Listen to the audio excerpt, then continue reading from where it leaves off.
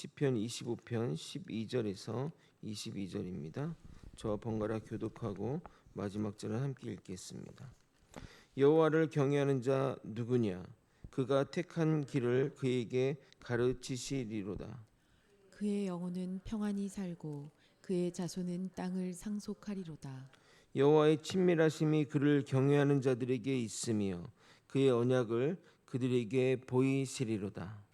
내 눈이 항상 여호와를 바라봄은 내 발을 그물에서 벗어나게 하실 것이미로다. 주여, 나는 외롭고 괴로우니 내게 돌이키사 나에게 은혜를 베푸소서.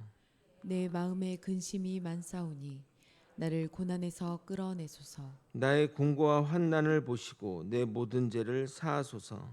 내 원수를 보소서. 그들의 수가 많고 나를 심히 미워하나이다. 내 영혼을 지켜 나를 구원하소서. 내가 주께 피하오니 수치를 당하지 않게 하소서. 내가 주를 바라오니 성실과 정직으로 나를 보호하소서. 함께 읽겠습니다. 하나님이여 하나님이여 이스라엘을 이스라엘을 그 모든 환난에서 속량하소서. 아멘. 어제 설교 내용을 정리해 드리도록 하겠습니다. 다윗은 원수와 근심, 자신의 죄와 허물이라는 여러 문제 가운데서도 먼저 문제를 보지 않고 하나님을 바라보며 나의 영혼이 주를 우러러 보나이다라고 고백합니다. 그는 하나님께 원수를 물리쳐 달라고만 구하지 않고 주의 길을 내게 가르치소서라고 기도하며 자신의 뜻이 아닌 하나님의 뜻과 진리로 자신을 인도해 달라고 간구합니다. 또한 그는 자신의 죄악이 크다고 솔직히 인정하면서 자신의 의가 아니라 하나님의 인자하심과 그의 이름을 의지하여 용서를 구합니다. 결국 하나님을 바라보는 신앙은 문제보다 하나님을 먼저 바라보고 내 뜻보다 하나님의 말씀과 길을 따르며 자신의 죄를 숨기지 않고 하나님의 은혜를 붙드는 삶입니다. 그리고 이러한 은혜는 궁극적으로 예수 그리스도의 십자가에서 완전하게 나타났으며 우리는 우리의 공로가 아니라 그리스도의 의와 은혜를 의지하여 하나님께 나아갈 수 있는 것입니다. 오늘은 시편 25편의 후반부를 다루도록 하겠습니다. 앞부분이 하나님을 바라보는 사람을 다루었다면 시편 25편 12절부터 22절은 구체적으로 그것이 어떻게 나타나는지를 보여주고 있습니다. 특히 다윗은 자신의 고난과 죄, 원수의 공격 가운데서 하나님을 경외하는 자에게 주시는 은혜와 보호를 이야기하고 있습니다. 오늘도 우리 삶이 주를 의지하며 바라보는 삶으로 나아가길 예수 그리스도 이름으로 소원합니다. 다윗은 하나님께 길을 알려달라고 했습니다. 그런 다윗의 기도를 들으신 주님은 그에게 길을 알려주십니다. 12절입니다. 여호와를 경외하는 자 누구냐? 그가 택할 길을 그에게 가르치시리로다. 이제 모든 문제가 해결이 되었을까요? 길을 알려달라고 해서 길을 알려주셨지만 그것으로 끝이 아닙니다. 그 길에 순종하며 따라 나서야 하는 겁니다. 믿음 생활 오래 하신 분들은 문제가 발생했을 때 어떤 선택을 해야 하는지 너무나 잘 압니다. 어떤 것이 주님이 원하는 것이고 성경이 말하는 것이 무엇인지를 말입니다. 그러나 순종은 또 다른 영역의 이야기입니다. 하나님이 우리를 은혜로 이끌어 가지만 그렇다고 우리가 아무것도 안 하고 있어도 저절로 되는 것은 아닙니다. 우리도 말씀을 따라 순종하며 나아가야 하는 책임이 있는 겁니다. 아무리 좋은 것이 예비되어 있다 할지라도 그것을 얻으려 나아가지 않는다면 어찌 열매를 거둘 수 있겠습니까? 그러므로 12절과 13절 사이에는 우리의 순종이 포함된 것입니다. 물론 다윗은 당연하게 순종이 기반되었기에 그것에 기초하여 이런 축복을 주시겠다고 말씀하는 것입니다. 주의 가르치신 길로 순종할 때 주어진 복들입니다. 13절과 14절을 여러분이 한번 읽어보도록 하겠습니다. 시작. 그의 영혼은 평안히 살고 그의 자손은 땅을 상속하리로다. 여호와의 친밀하심이 그를 경외하는 자들에게 있으며 그의 언약을 그들에게 보이시리로다. 아멘. 여러분은 누구와 친밀하게 지내시고 싶으십니까? 주님과 친밀하게 지내는 것이 가장 복된 길임을 믿으시길 바랍니다. 그러기 위해서는 우리가 주님을 경외하시길 바랍니다. 그런데 사람들이 오해하는 부분이 있는데, 하나님을 경외하는 것이 단순히 하나님을 두려워하는 감정만 아니라 하나님을 신뢰하고 그분의 뜻에 순종하는 삶이라는 점입니다. 만약 두려운 감정이라면 어찌 친밀하다고 말할 수 있겠습니까? 믿음 생활을 하다 보면 주님밖에 없음을 깨닫게 될 것입니다. 제가 좋아하는 찬양 중 하나가 바로 이것입니다. 주님같이 내 마음 만지는 분은 없네. 오랜 세월 찾아 난 알았네. 내겐 주밖에 없네. 정말 주님밖에 없습니다. 이어서 다윗은 우리에게 또 다른 중요한 신앙의 원리를 알려주고 있습니다. 다윗은 내 눈이 항상 여호와를 바라봄이라고 고백하고 있습니다. 그런데 하나님을 바라본다고 해서 그의 삶에 문제가 없는 것은 아닙니다. 오히려 그는 나는 외롭고 괴롭사오니 내 마음이 근심이 많사오니 라고 호소하고 있습니다. 16절 17절입니다. 주여 나는 외롭고 괴로우니 내게 돌이키사 나에게 은혜를 베푸소서. 내 마음에 근심이 맞사오니 나를 고난에서 끌어내소서. 여기서 또한 중요한 신앙의 원리를 발견하게 됩니다.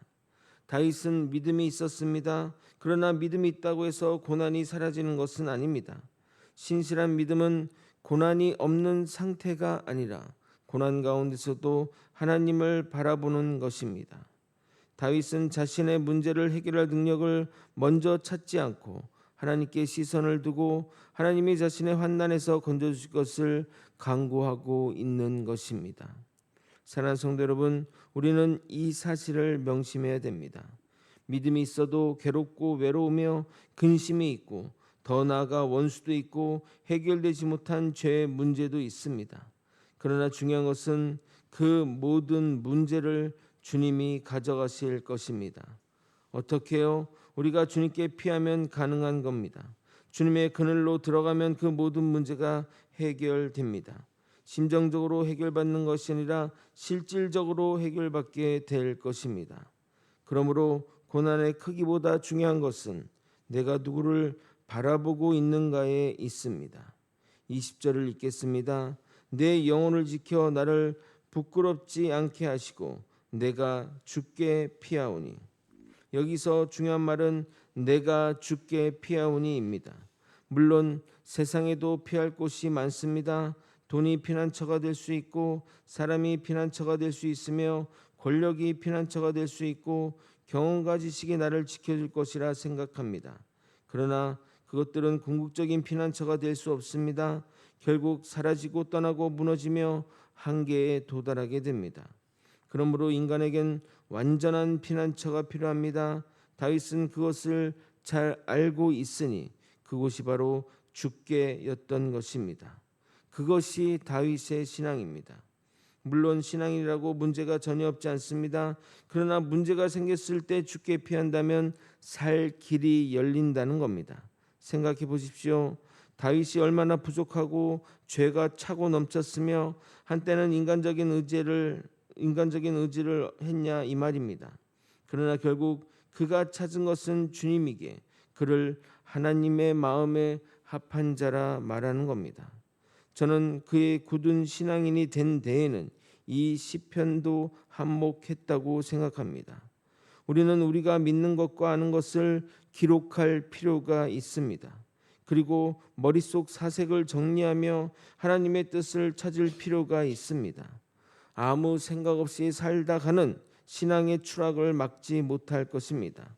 매일 성경을 묵상하면서 사색하고 생각하는 시간을 가지시길 예수 그리스도 이름으로 소원합니다. 이제 다윗의 기도는 개인의 기도에서 이스라엘 전체를 위한 기도로 확대됩니다. 22절입니다. 마지막 22절은 갑자기 개인적인 기도에서 이스라엘 전체를 위한 기도로 확대됩니다. 하나님이여 이스라엘을 그의 모든 환난에서 속량하소서. 다윗의 신앙은 나만 구원해 달라고 끝나지 않습니다. 자신을 구원하시는 하나님께 언약 백성 전체를 구원하시는 하나님이라는 사실을 바라봅니다. 물론 그가 한 나라의 왕이라서 이런 기도가 나오는 것일 수도 있습니다. 그러나 신앙인의 삶의 궤적도 이러해야 합니다. 나를 위한 기도에서 타인을 위한 기도, 더 나아가 교회를 위해 그리고 나라와 민족을 위해 기도해야 하는 겁니다. 우리가 새벽마다 공동 기도 제목이라는 이름으로 기도하는 것 아십니까? 참고로 화요일은 나라와 민족을 위해 기도하고, 수요일은 교회를 위해 기도하고, 목요일은 목회자와 직분자들을 위해 기도하고, 금요일은 성도와 환우들을 위해 기도하고, 토요일은 선교사와 선교를 위해 기도하고, 주일은 예배를 위해 기도하고 있습니다. 개인 기도가 마무리되면 공동체의 기도 제목으로 넘어가는 것이 여러분이 되시길 예수 그리스도 이름으로 소원합니다. 우리는 명심해야 됩니다. 하나님은 개인의 하나님이실 뿐 아니라 자기 백성과 언약을 맺으시고 그들을 끝까지 돌보시는 하나님이시라는 것을 말입니다. 말씀을 정리하겠습니다. 사랑하는 성도 여러분, 오늘 본문에서 다윗은 하나님께 길을 묻고 그 길을 순종하며 걸어갔으며, 고난 가운데서도 주님께 피하고 마지막에는 자신을 넘어 하나님의 백성을 위해 기도했습니다. 우리도 마찬가지입니다. 하나님께 길을 보여주실 때 말씀에 순종하며 걸어가야 합니다. 삶이 힘들고 외롭고 근심이 많을 때 세상의 다른 피난처를 찾기보다 내가 주께 피하오니라고 고백하며 주께 진정으로 피해야 합니다. 그리고 나를 구원하신 하나님께 가족과 교회와 나라와 민족도 구원하시도록 기도해야 합니다. 사랑하는 성도 여러분, 우리의 길을 알 수 없을 때에도 길을 아시는 하나님을 바라보십시오. 고난 가운데서도 주님께 피하십시오. 그리고 나를 넘어 하나님의 백성을 위해 기도하십시오. 그럼 주님이 반드시 선한 길로 인도하실 것입니다. 우리의 길을 인도하시고 피난처가 되시며 자기 백성을 끝까지 구원하시는 하나님만을 의지하는 저와 여러분이 되시길 예수 그리스도 이름으로 축원드리옵나이다. 아멘. 기도하시겠습니다. 오직 하나님만 바라보며 하나님만 의지하고 주님이 길을 가르쳐 주실 때 순종하며 나아가는 우리 모두가 되게 도와주시옵소서.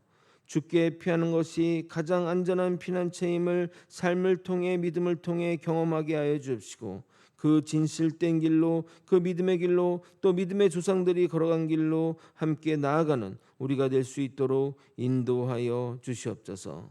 이 모든 것 우리 주 대신 예수 그리스도 이름으로 기도드리옵나이다. 아멘.